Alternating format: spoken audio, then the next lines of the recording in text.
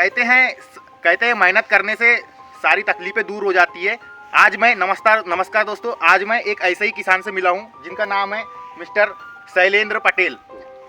नमस्ते भैया। नमस्ते भैया, सबसे पहले मुझे बताइए आपकी जो है ये फसल की जर्नी किस प्रकार से रही अभी तक के। आपने जैसे इससे पहले आप फसल नहीं लगाते थे, लेकिन आपने क्या सोच के खेती में विश्वास दिखाया और क्या सोच के आप खेती की ओर जो है अपना ध्यान लगाया, आप बताइए थोड़े से हमारे ऑडियंस को।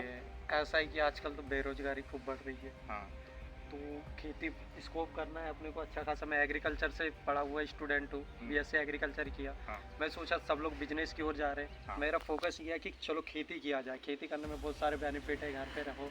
हाँ, और मैं आज 100 एकड़ में खेती कर रहा हूँ।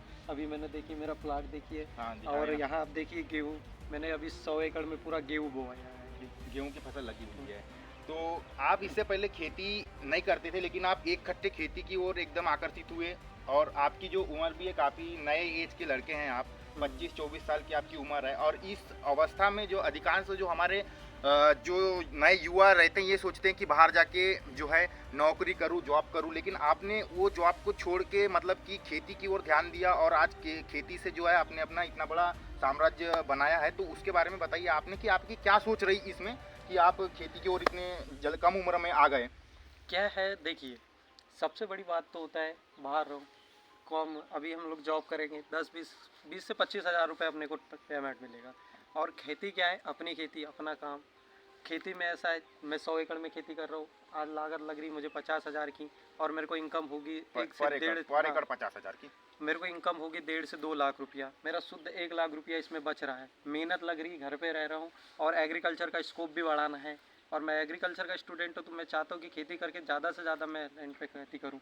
तो अभी आप जो है यहाँ पे आपकी फसल है, तो फसल में बीज वगैरह परचेस करते हैं और मशीनरी वगैरह का खर्चा, तो आपको प्रति एकड़ कितना खर्चा मतलब लग जाता है और उससे प्रॉफिट क्या बनता है आपका। अभी प्रति एकड़ देखिए, मैंने 1 एकड़ में मान के लगभग चलिए 10 से 15 हज़ार रुपये का खर्चा आता है। 1 एकड़ में।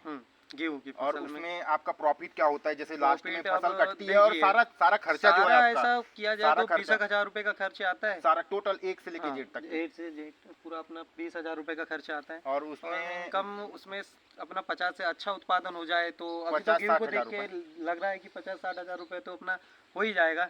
तो वही 40-50 हज़ार रुपये प्रति एकड़ में 30-40 हज़ार रुपये बच जाता है। 30-40 हज़ार रुपये घर बैठे बैठे बैठे बच जाता है। और अब इससे आपको एक चीज़ ये भी हो रहा है कि आपको थोड़ा, आप बता रहे थे जैसे कि मैं भैया से शुरुआत में मिला था, तो भैया ने मुझे बताया था कि भैया को इससे जो है एक अलग ही प्रकार के सुकून की प्राप्ति होती है, क्योंकि खेती जो है उनके पूर्वजों का एक बिजनेस रहा है, तो उसी को आगे बढ़ाते हुए ये खेती के ऊपर थोड़ा ज़्यादा और क्या है, मेरा लगाव है पहले से ही। मैं खेती बाड़ी में ज़्यादातर ध्यान देता था। मैं बचपन से ही खेती बाड़ी में काम करने लगा है। तो मेरा यही था कि मैं कुछ अच्छा खासा पढ़ के डेवलपमेंट करना है तो खेती में ही किया जाए। सबसे ज़्यादा फोकस इधर ही रहा मेरा।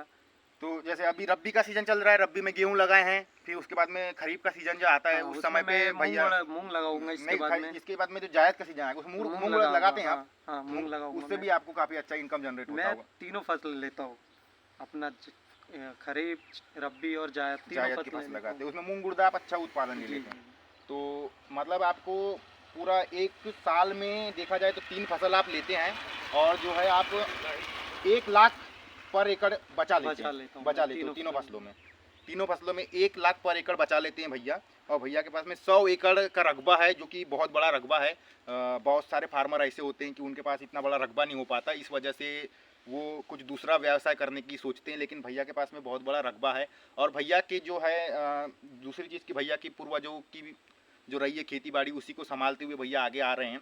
और उसके बाद में कि बहुत अच्छा लगा भैया कि आपके जैसे युवा जो है खेती को इतना लेके आगे बढ़ रहे हैं और खेती को ऊपर ज़्यादा ध्यान दे रहे हैं। हाँ। क्योंकि अब हमारी जो ज़रूरतें हैं, खेती से ही बहुत सी ज़रूरतें पूरी हो जाती है ना। और कुछ ज़रूरतें जो रहती है वो तो बाहर के मार्केट से पूरी हो जाती है। लेकिन आपको देख के बहुत अच्छा लगा, आपके साथ जुड़ के बहुत अच्छा लगा। आप इसी प्रकार से अच्छी खेती करते रहिए।